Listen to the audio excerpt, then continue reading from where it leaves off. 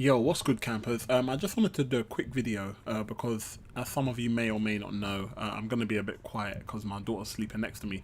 But as some of you may or may not know, on the live stream when we were trying to do our final push for Ultron, we were struggling.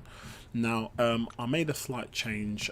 Before I was using Scarlet Witch and heavily relying on her. My boy Nex advised me to try and use magic as well, and I found magic kind of useful. But when I finished the stream, I kind of had a little think about it, and I thought, do you know what? Let me go with what I'm comfortable with. You know, I know how Ultron works now. I feel like I would heavily benefit from my character that does slightly more damage, and focus on like the damage output rather than like try and focus on the actual, like trying to not get Ultron to regen and doing all that. Like, you know, I'd rather focus on just trying to do as much damage as possible. So I went in with that strategy, and boy oh boy was it effective for me, man. I mean, I don't have Loki, I don't have Medusa, I do have Nebula, I do have Scarlet Witch, I do have Star-Lord, and you know, based on a lot of the people in the community that I had heard from or was speaking to, they were advising me to use one of those champions, and I feel like I tried that and it didn't really work too well for me, man. I was using a lot more revives than I would have hoped to.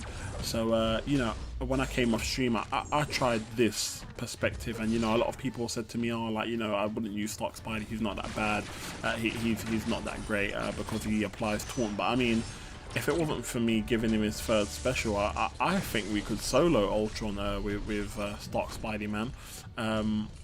So yeah, like, I mean, we got a bit unlucky there because of the power gain, but you know, it is what it is, man. I mean, worst case scenario, even if the power gain does proc, we could, if we're lucky enough, pull off a Spider-Man L1 special, stun the opponent, and then power drain him. So that also is an option. It wasn't an option due to my skill. I wasn't that quick on my feet, so I couldn't do that.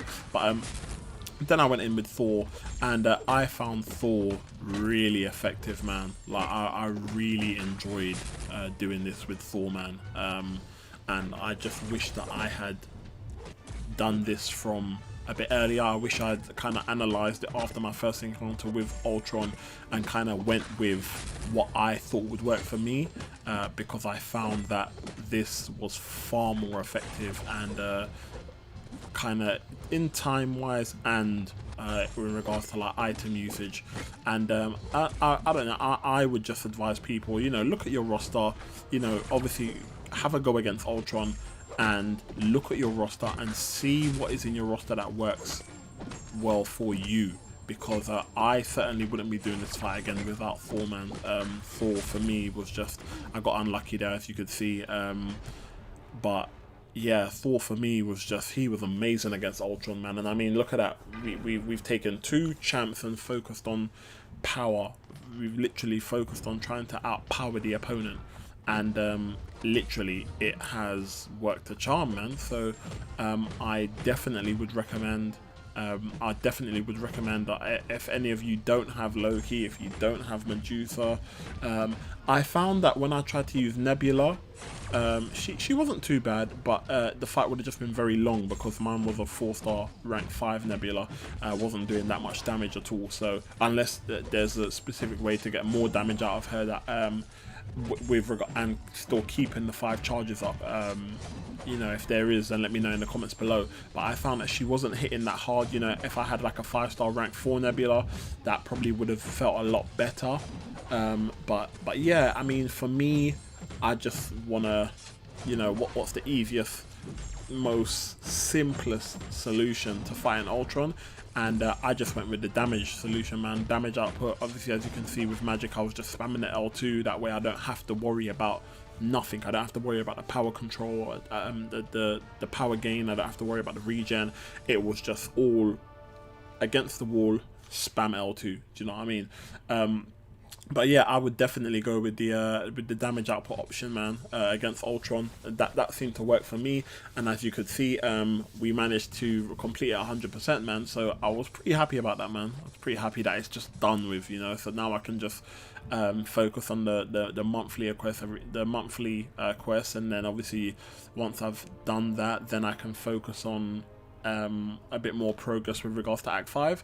But I feel like, I just took a screenshot there to put up on Twitter, but I feel like the other chapters are slightly I feel like the other chapters are a little bit easier in regards to like what you encounter fight wise. I just feel like they're longer, but you know, because I went back and I done a fight in chapter 2, went back and done a fight in chapter 3, and it felt so much more relaxing, man. Do you know what I mean? So I'm looking forward to clearing those, man. But we're making progress, guys, man. 68% overall done. So let's see if we can slowly convert that to like, you know, get that to 70, and then get it to 75, and then 80, and then we'll get there slowly, man. And we'll save the collector till last. But for now, it's going to be a case of grinding the units and stacking them up, and you know, then going back at Act 5, man. So that's what we're gonna try and do. But anyway, man, it's been your boy Killer Beezy, e.n.t, game to entertain. I hope you guys enjoyed the takedown and the my tips on Ultron, and thank you guys for watching, man. I'll see you guys in the next video, man. Peace.